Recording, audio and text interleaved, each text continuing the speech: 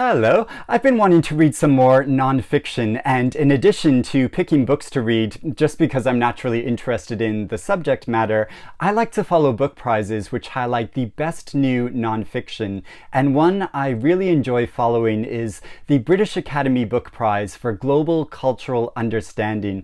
They just announced this year's shortlist a couple of weeks ago. This is a nonfiction book award which has been running since 2013. I've been following it for a number of years now and have had some excellent book recommendations from it in the past. So, for instance, last year I read the books Kingdom of Characters, which is this fascinating history of the written language in China, and also the Swedish book Åsa Ball, which gathers together the voices of a number of residents in this tiny Swedish village to create this fascinating portrait of a community.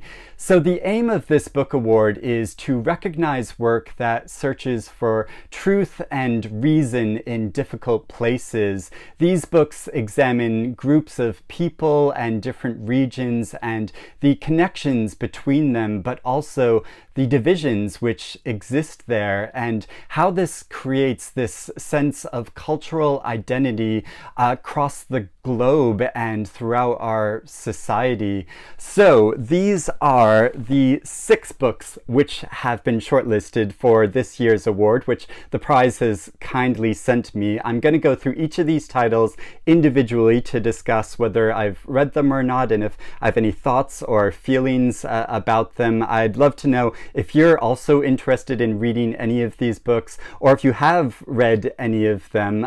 Please let me know about that in the comments below. And if you like the sounds of them and want to know more about them and hear from the authors themselves, there's going to be a shortlist event on October 30th, which is going to take place in person at the British Academy in London, but also online. So I'll put a link to that in the description below, so you can register. It's free to join, and yeah, it'll just be a really interesting conversation. And the winner for this year's award will be announced on October 31st, the very next day, and the winner will receive £25,000. So I'm going to go through each of the books now. First is a book I finished reading very recently, Papyrus by Irene Vallejo, translated by Charlotte Whittle. This is about the invention of books in the ancient world. This is a real bibliophile's text because it looks at the creation of the very first books. So papyrus are a type of reed that grows only in Egypt, and so they harvested these reeds to press and glue them together to create scrolls, which became the very first books. And so the author looks at the history of this and the figures and the societies that were creating these books, but also it's so fascinating how there are traits amongst these individuals from the ancient past, which I find very recognizable, of people that like to hoard books, of people that like to make lists of books, of these are the best books that you should read, and these things have been going on since the dawn of the creation of books. So it's so fun in that way, but it's also really interesting how the author traces this history, and how books are really fragile things. They're so prone to destruction or damage, and so it contemplates all of the texts which have been lost. It looks at the history of female writers, and just how many women's voices have been suppressed over time, that it's naturally been male writers which have been passed down through generations rather than female writers who did exist. And she names a number of really interesting sounding ones, but we don't get their voices so much.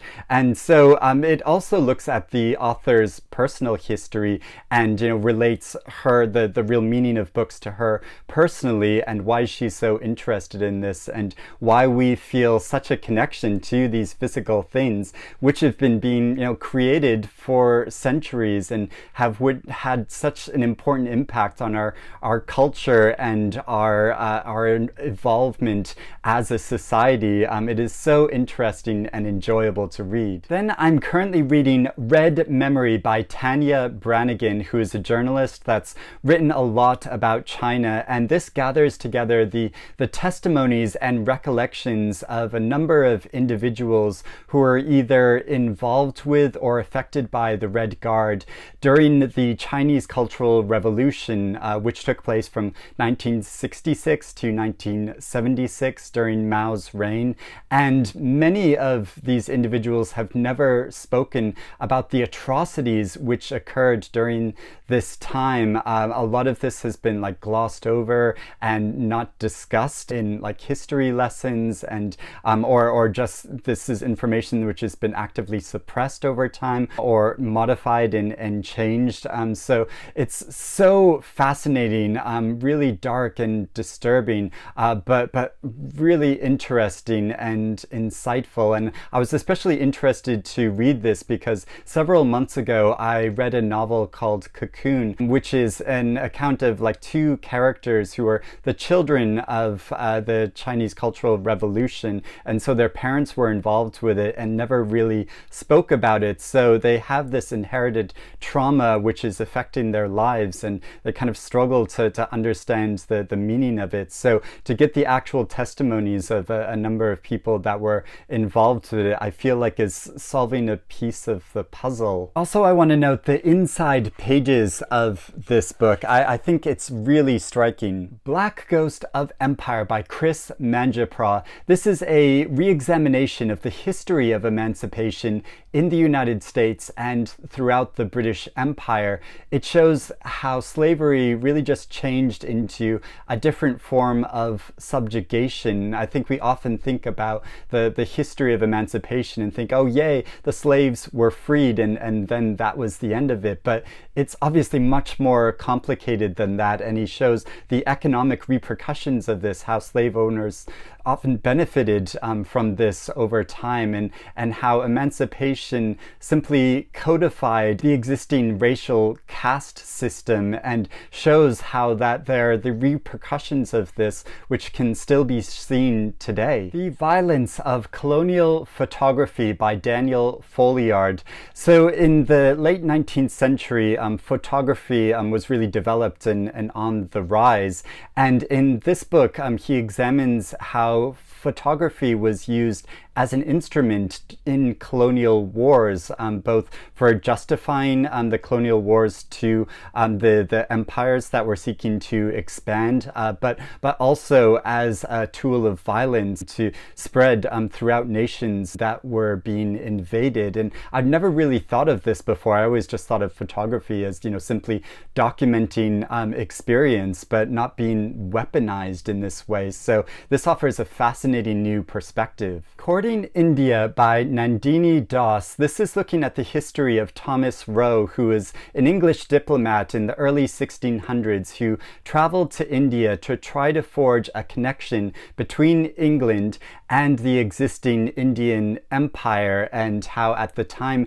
England was in real financial trouble, and actually the Indian Empire at that time was very prosperous and wealthy, and how these few years of his time there and what he did there established relations between the two nations which had repercussions over the next few centuries. So this sounds absolutely fascinating. And finally, there is Ritual by Dimitris Xygalatas. This is looking at the history of different forms of rituals which have occurred in many cultures and nations since the beginning of civilization, certain acts which are performed the same way over and over again over many centuries, things like handshaking and parades and harvest festivals, and how when you look at these things from the outside, they can almost seem like meaningless acts that are just sort of performed as part of like a routine, but how they actually form an important sense of identity